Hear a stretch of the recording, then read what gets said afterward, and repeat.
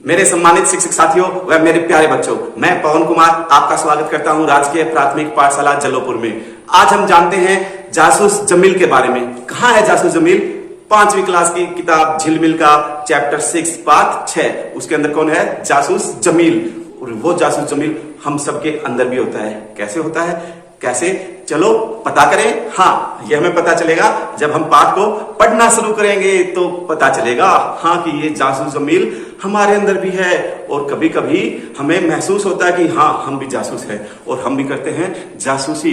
कैसे करते हैं? आइए देखते हैं। जासूस जमील पाठ नंबर 6, हमारी हिंदी की किताब झिलमिल का चैप्टर 6। तो चलिए पहले हम लेसन को रीड करते हैं। और रीड कैसे करते हैं? अरे कहानी है, कहानी को रीड कैसे करेंगे? अरे रीड भी करेंगे और समझेंगे और इसमें हम खुद भी दिखाई देंगे। मजा आएगा। करते हैं एक टूर। कहाँ का? जासूसी का, जमील के साथ। जमील के गांव में क्या क्या होता है? नाम तो उसका है जमील, पर जमील को जानने वाले उसे जासूस जमील कहते हैं। जासूस जमील। जासूसी क्या होती है? जब हमें किसी बात का पता लगाना होता है कि कोई काम कैसे हुआ, क्यों हुआ, कहाँ हुआ। हमारे मन में भी बहुत सारे प्रश्न उठते हैं किसी चीज को देख के कि ये कैसे आई यहाँ पे, ये ऐसी कैसी है, ये यहाँ क्यों है। हाँ, इसका मतलब आपके अंदर भी एक जासूस है। जासूस कौन है? तो चलो अब हम देखते हैं कि जासूस है कौन और कहां से है। जमील था भी जासूस किस्म का लड़का। जासूस किस्म का लड़का कैसे? उसका स्वभाव में शक करना, सांस लेने और खाना खाने जैसा था। सांस लेने और खाना खाने जैसा कैसे? अरे सांस लेना जैसे जरूरी होता है ना, और खाना खाना भी जरूरी होता है। सांस ना लेंगे तो क्या होगा? एक सेकंड सांस अगर रोक के देखे, अरे बेचैनी होने लग जाती है। और अगर सांस ना आए तो इंसान पूरा भी हो जाता है। और खाना खाना भी जैसे जरूरी है। खाना खाए बिना हमें भूख लगती है, शरीर कमजोर हो जाता है, चक्कर आता है और हम गिर जाते हैं, है ना। तो जिस तरह सांस लेना और खाना खाना जरूरी है, उसी तरह उसके स्वभाव में भी शक करना जरूरी है। वह किसी पर भी किसी तरह का शक कर सकता था। शक करना, वैसे तो शक करना बुरी बात है, किसी पे बेवजह शक नहीं करना चाहिए, लेकिन जासूस जमील तो जासूस जमील था। जासूस जमील किसी को भी सीधे नहीं देखता था। सीधे नहीं देखता था? सीधे नहीं देखता? ये क्या बात हुई भी? सीधे नहीं देखना। चलो अगली लाइन में पढ़ते हैं, क्या कहना चाहते हैं। वह शरीर को खास तरह से टेढ़ा करता, चेहरे को दाएं और बाएं घुमाकर तिरछी नजर से देखता, भले ही देखी जा रही चीज पत्थर हो या इंसान।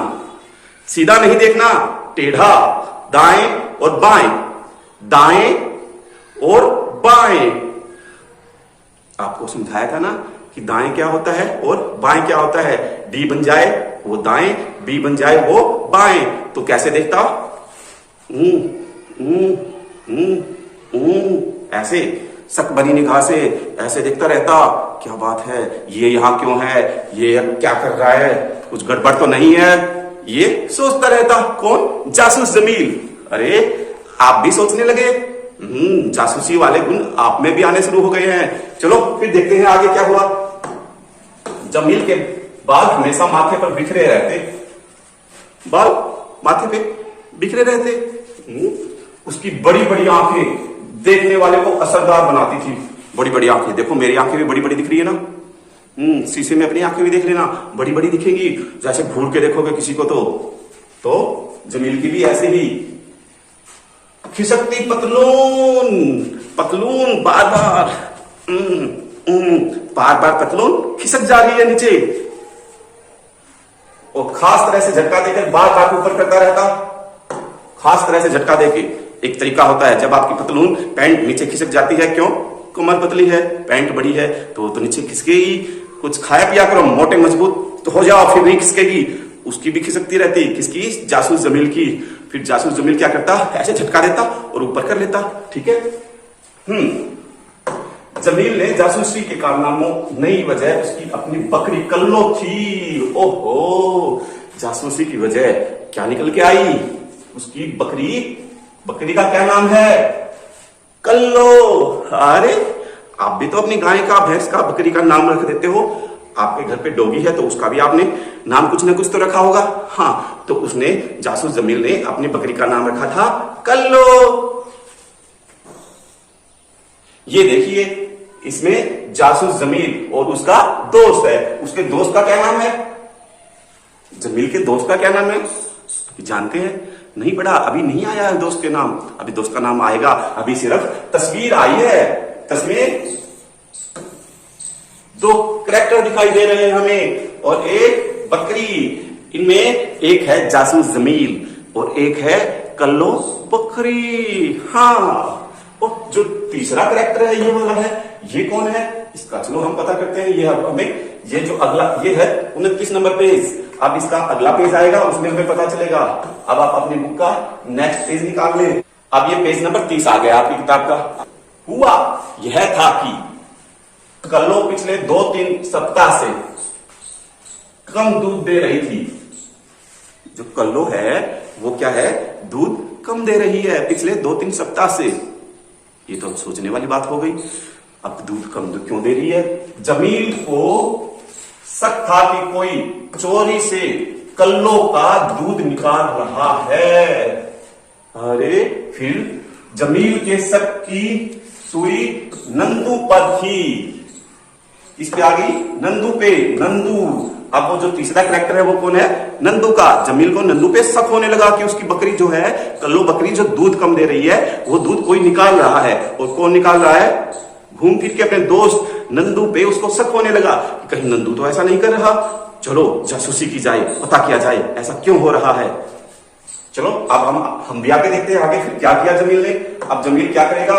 नंदू जमील का हम उम्र और पड़ोसी था। हम उम्र मतलब उसकी ही उम्र का।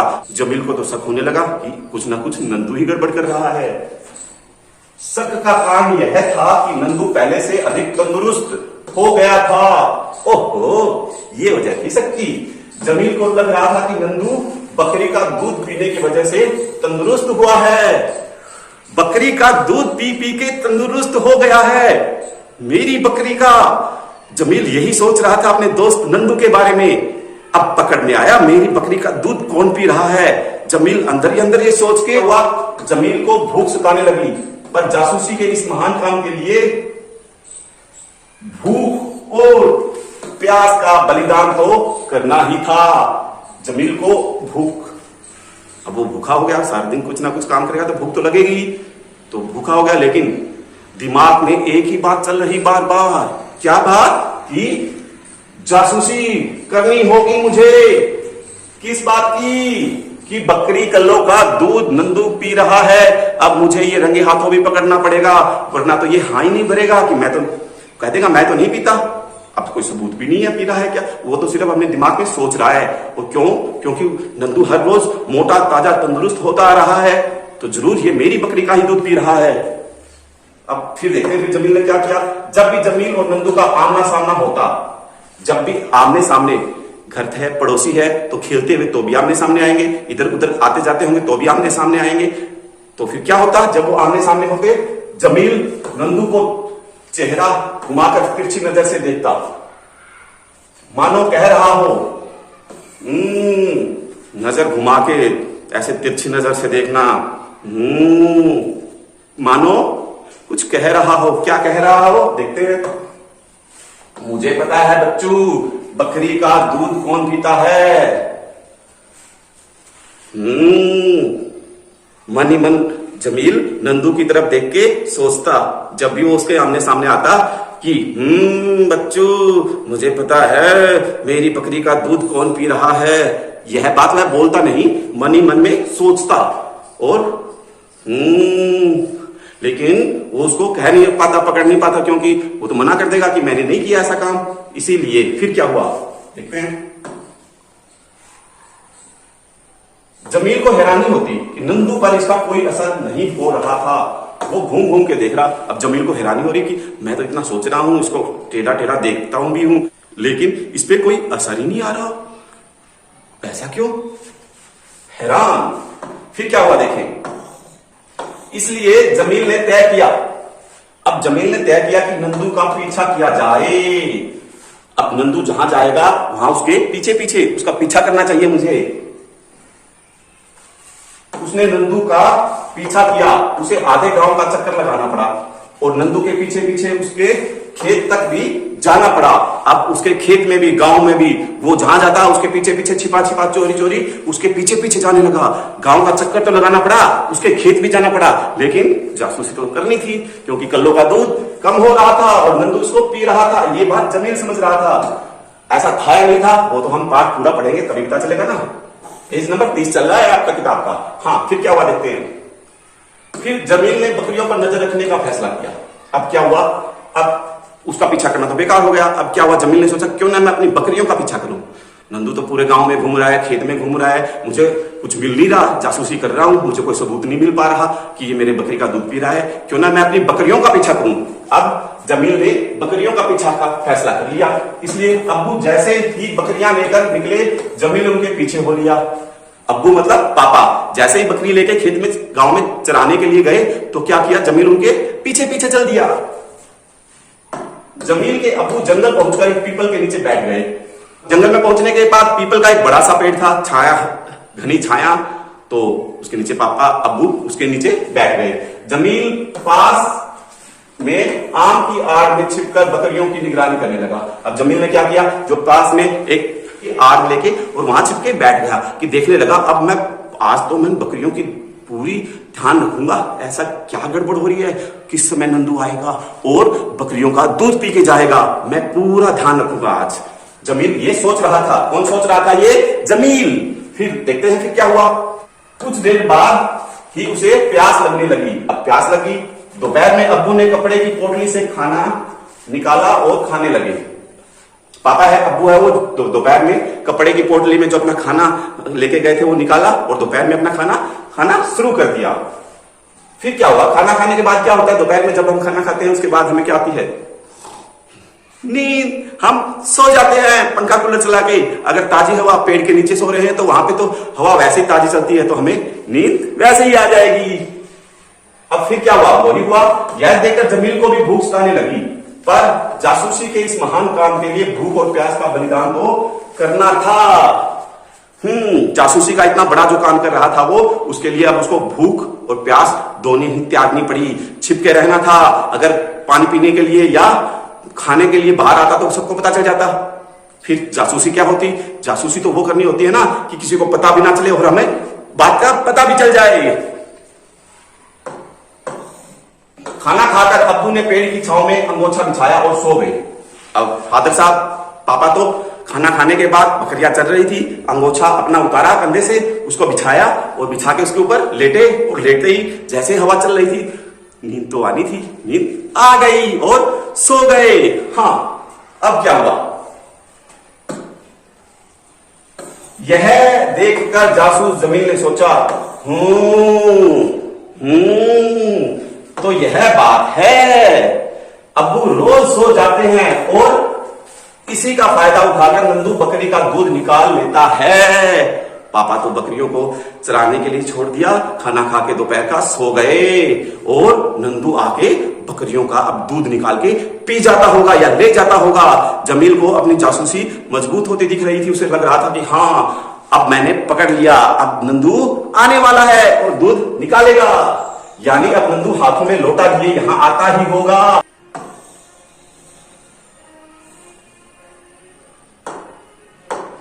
ये पिताजी है, अब्बू है, सो रहे हैं, ये कल्लो बकरी है जो पास में चल रही है। फिर क्या हुआ देखते हैं। जमील अब बेसब्री से नंदू के आने का इंतजार कर रहा था। बेसब्री मतलब अब उसे इंतजार नहीं हो रहा था, वो इंतजार कर रहा था कि अब जल्दी से नंदू लड़का लेके आएगा और जैसे ही दूध निकालना शुरू करेगा उसको पकड़ लूंगा और वो अब मना भी नहीं कर पाएगा। ये हुई मेरी जासूसी, ये वो सोच रहा था।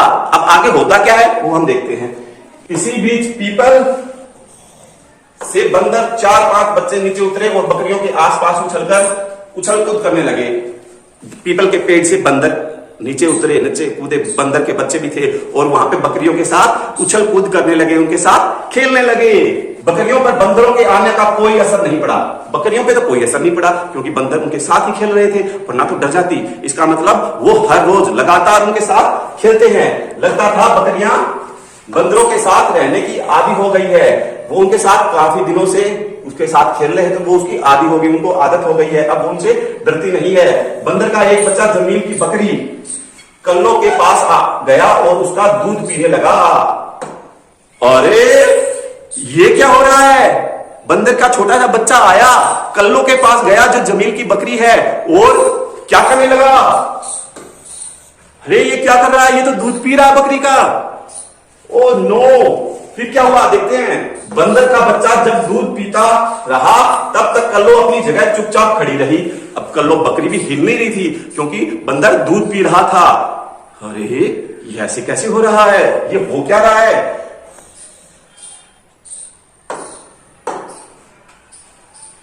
जमील ने भी यह सब देखा तो उसके आश्चर्य का ठिकाना न रहा।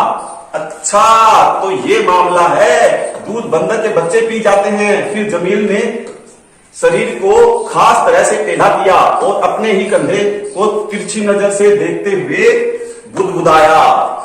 ये बात है, तो बंदर दूध पी जाते हैं। ऐसे तिरछी तिरछी नजर करके ऐसे देखते हैं ना अपने।